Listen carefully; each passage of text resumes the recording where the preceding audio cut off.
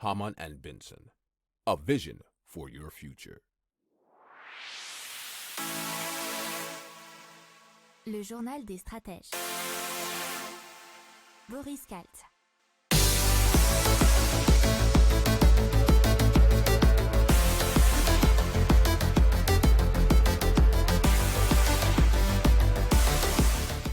Bonjour à tous et bienvenue dans le journal des stratèges consacré aujourd'hui à l'écologie et à l'impact. Au sommaire aujourd'hui, on va vous parler d'îles flottantes qui vont sauver l'humanité de la montée des eaux. On va vous parler aussi de l'Australie qui dépense 700 millions de dollars pour protéger la grande barrière de corail. Et on va vous parler aussi de la BCE qui va évaluer les risques des banques et les risques au choc climatique. Vous écoutez le journal des stratèges numéro 201 et ça commence tout de suite. Hamann and Benson, a vision for your future. Le journal des stratèges. Et donc, Oceanix, ce sont des îles, des villes flottantes, même encore mieux. Et donc, on va commencer comme ça. 2 habitants de la planète sur 5 vivent à moins de 100 km des côtes et face à la montée des eaux, 500 villes côtières seraient menacées. D'ici à 2100, près de 1,5 milliard de personnes seraient affectées. Et parmi celles-ci, il y aurait 280 millions qui deviendraient réfugiés climatiques selon cet article du journal parismatch.com. Alors en France, ça serait environ 450 000 personnes, essentiellement en Aquitaine et dans les Hauts-de-France. Donc l'ONU développe, on va dire, en collaboration avec Oceanix, des villes flottantes qui viennent de l'émanation du cabinet danois Bjarke Ingels Group et des chercheurs du MIT. Alors, ce seront des cités de la mer qui seraient mobiles à moins de 10 km des côtes et qui seraient même modulables. Elles seraient composées de quartiers, de plateformes hexagonales de 2 hectares, limitées à une hauteur de 6 étages pouvant accueillir 300 habitants, étendant ainsi leur surface jusqu'à 6 villages de 6 quartiers. Alors, ce qui est super intéressant, c'est qu'ils sont 100% éco-responsables et réalisés en matériaux durables, qui s'appelle le biorock, qui est un corps naturel formé par les minéraux sous-marins qui se renforcent au fil du temps. Donc il serait aussi autonome en énergie grâce à des panneaux solaires, des mini-éoliennes et des bouées pour transformer l'énergie de la mer en électricité. Alors les fruits et les légumes seraient cultivés hors sol et il y aurait également des fermes sous-marines pour élever poissons et crustacés.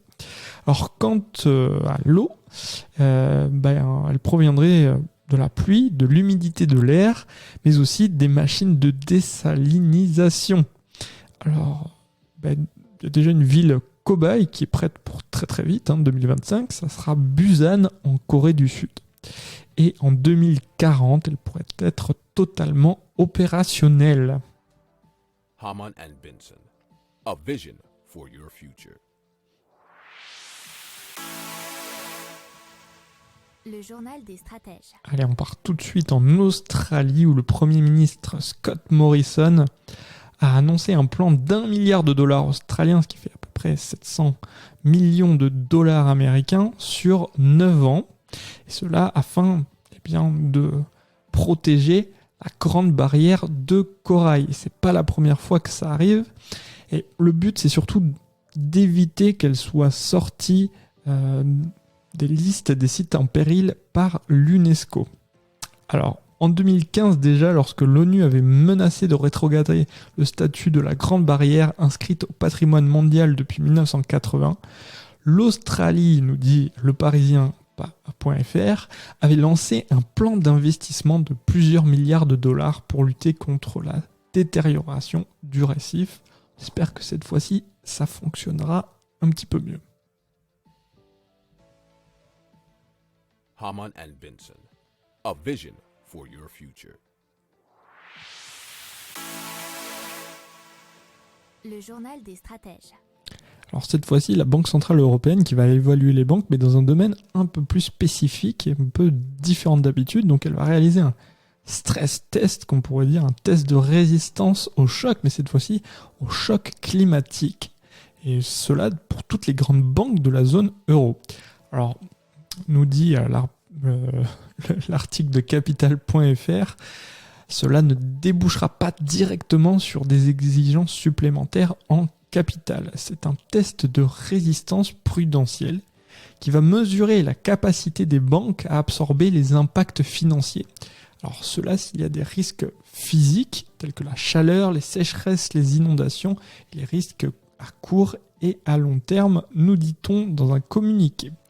Alors les banques fourniront leur réponse à un questionnaire qui sera fouillé à partir de mars et la BCE publiera les résultats agrégés en juillet. Alors elle ciblera des classes d'actifs spécifiques exposées plutôt que des bilans globaux de banques. Le test est plutôt à simuler un exercice d'apprentissage, nous dit la Banque Centrale Européenne. Les résultats alimenteront sur un plan qualitatif le dénommé processus d'examen et d'évaluation prudentielle qui s'appelle SREP. Hamann and Benson, a vision for your future. Le journal des stratèges. Voilà, c'est la fin du journal des stratèges. Je vous souhaite une excellente journée et je vous dis à plus tard pour plus d'infos. Ciao.